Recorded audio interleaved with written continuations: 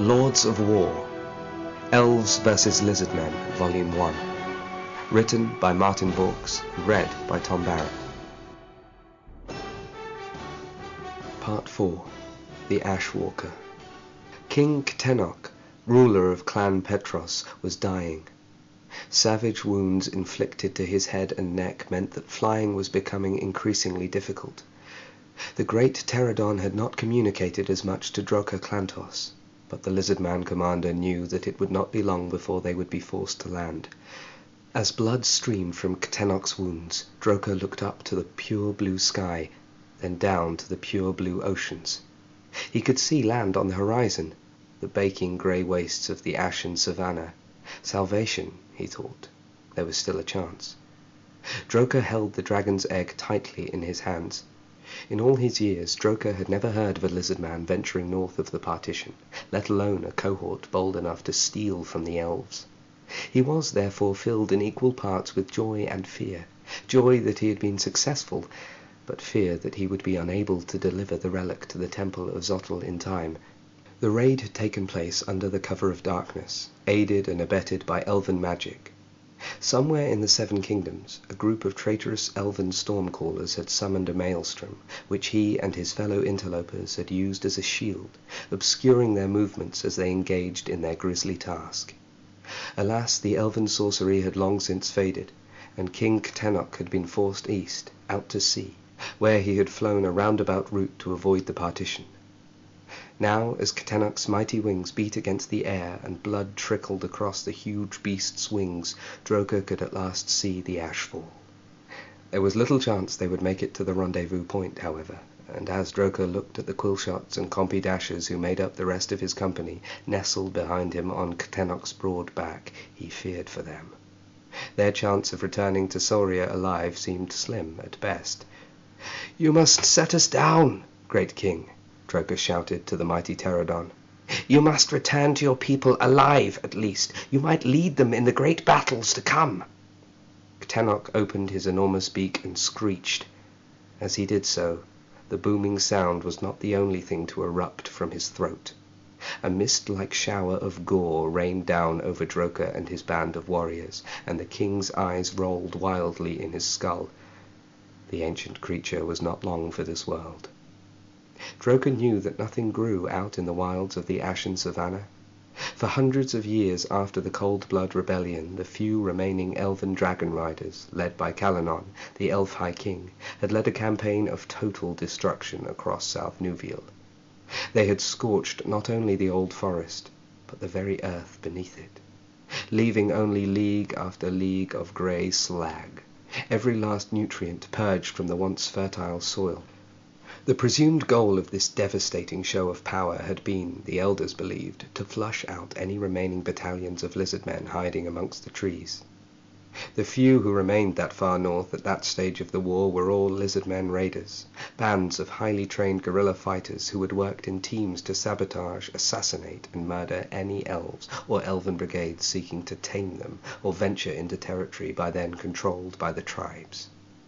Countless lizardmen had been reduced to ash in those white-hot flames. The heat had been so strong that nothing of them remained, their very existence purged from history. For the lizardmen tribes, the costs of the Cold Blood Rebellion had been dear. Between the highly trained elven army, who battled with the raiders by foot or on horseback, and the firestorms which rained down from above, thousands of refugees had perished. As the ashen savannah had grown and the old forest shrank, fewer and fewer elven regiments ventured south. The tribes had retreated into the foothills around Mount Simok, sheltering themselves in the depths of the Forgotten Valley and eking out new lives in the swamps and boggy marshlands at the southern tip of Nuviel. It was almost a millennium before the notion of Soria, the emergent lizardman nation, became a whispered hope. Even now, Droka felt that their fledgling state was far from a force to be reckoned with, but he was no elder. He was a tool to be used, and he knew it. With the old forest decimated, the elves seemed to lose interest in their campaigns of destruction. They threw up great hurricanes of dust which raged across the ashen savannah, and the lizardmen rarely ventured out into them. Those who did, The remaining bands of Lizardmen raiders mainly scouted the partition, rarely attacking it directly. For the tribes, it seemed that the Cold Blood Rebellion was over. Of the Lizardmen raiders of old, only a handful remained, amongst them their intended guide, the so-called Ashwalker, Hua Hua Stonk, the finest ranger in all the clans. Yet as Ctenok lost altitude, it was becoming increasingly clear to Droka that the Ashwalker would not be there to meet them so far north. King Ctenok's wing beats were growing ever fewer. His gliding had become less certain or controlled. They were losing altitude. Droka turned to his party of warriors, hissing, "Sorry, boys, but needs must." As the Quillshots and Compy Dashers looked quizzically at him, Droka raised his free claw and began to slash at them each in turn. The Compies cowered, scuttling backwards, and the Quillshots reached for their bows. Droka leapt at the Quillshots, knocking 2 of them off King Ctenok's back and out into the wide blue sky. There was no time for Droka to watch them fall, but fall they did, flailing wildly as time seemed to stop, suspending them in air momentarily before they crashed down hard onto the dunes below. Panicked, the Compy Dashers made a run for Droka en masse. The Lizardman commander batted them away as best he could, beating them all with the dragon egg. His free claw swept and slashed, but the tiny creatures were too quick for him. They snapped their jaws onto his arms and legs, and he struck back at them, bashing and ripping them off one by one, throwing them out into the sky in turn. Those he threw dropped, like flightless birds, to their deaths, and the remaining Compy Dashers saw this. A few redoubled their efforts, fighting harder, but the majority fled over Ctenok's back, scurrying wildly to find places to hide. The bigger concern, however, was the remaining Quillshot, who had taken aim at Droka and was about to fire. "I would avoid it if I was you," said Droka, but the Quillshot ignored him. A vicious spine plucked from the creature's back some time previously whizzed through the air towards Droka. In response, the Lizardman commander raised the dragon egg, off of which the quill bounced and tumbled fruitlessly off into the air. Droka then spun low, using his long tail to knock the Quillshot off of its feet. It landed, spines first, into King Ctenok's back. The giant pterodon roared in pain. "Sorry about that, your lordship," said Droka to the king. "This villainous creature clearly doesn't want to die." Droka made to pounce onto the Quillshot, raising the dragon egg above his head. "Alas," said Droka, "we can't all have the things we would like." As Droka made to bring the dragon egg crashing down onto the Quillshot, Ctenok's flight path veered dramatically. "Here we go," said Droka, rolling off of the Quillshot. "And now look what you've done." Grasping tightly to the dragon egg with one hand and digging into the flesh of King Ctenok's back with the claws of his other, Droka Clantos watched as the ground came up to meet them with alarming rapidity. With the first impact, a cloud of dust was thrown up. There was a dull thump, then another, and in one abrupt moment the sky had claimed the land below them, and the sands had moved into the space above their heads. As Ctenok's dying body tumbled, crashing into an ash dune, Droka heard a series of his huge bones snapping. Neck, ribs, wings, all, he thought. Amidst the tumbling mess of flesh, screaming Compy Dashers fell this way and that, and Quillshot barbs clattered across Ctenok's hide. There was little Droka could do but pray to the old gods that he, at least, would make it through the mayhem. Then the heap of broken bones, twisted flesh, and startled lizardmen came to a stop. Droka coughed, clearing soot from his lungs. Around him he saw only the cloud of dust. He checked himself over first before looking to the dragon egg, turning the relic in his hands once, twice, 3 times, 4 times. Not a scratch on its surface, no evidence of harm. The 2 of them, at least, had made it. Once Droka had determined that both he and his prize were secure, he then pulled back one of Ctenok's inert wings, looking for the Quillshot. "Where are you, you devil?" he hissed, his forked tongue rattling against his lips. "Show yourself!"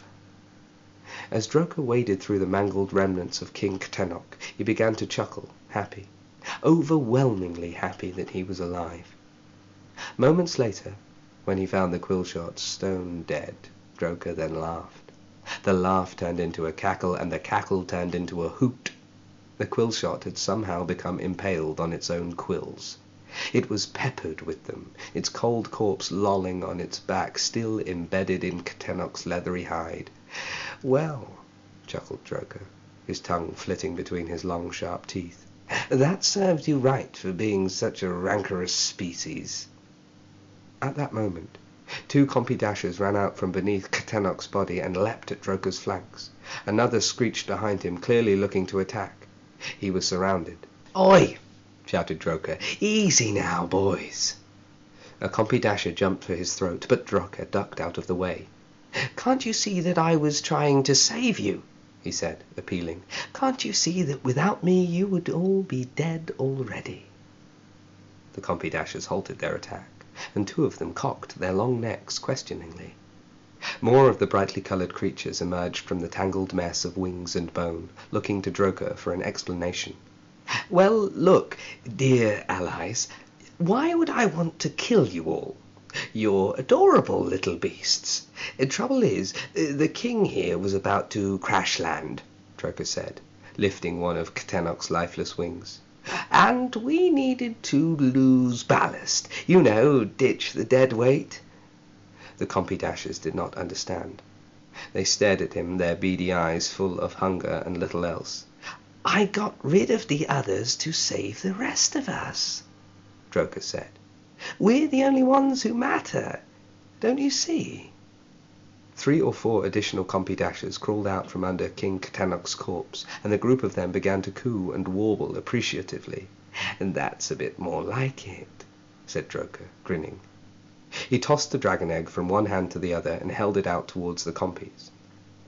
"Now," he said, "the way I see it, you've got a couple of options. It doesn't matter much to me which one you go for. On the other hand, I've got to get this here dragon egg back to the Temple of Zotl. To do that, I have to go that way." Droker pointed towards the sinister-looking storm of dust and lightning on the horizon. "So that's that. The other option for you lot is to just stay here and chow down on the king here. I'm aware you haven't eaten in a little while, and there's going to be some good chow on his royal bones." Before Droker finished his sentence, the compy-dashers had clearly made their decision. The rancorous fiends were already leaping all over Ctenoc's body, tearing at the many patches of exposed pink flesh.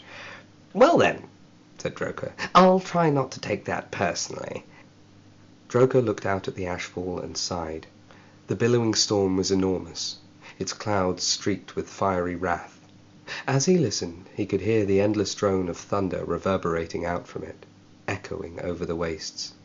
"Fare thee well," Droker chirped to the compy-dashers over his shoulder. "I'm going into that."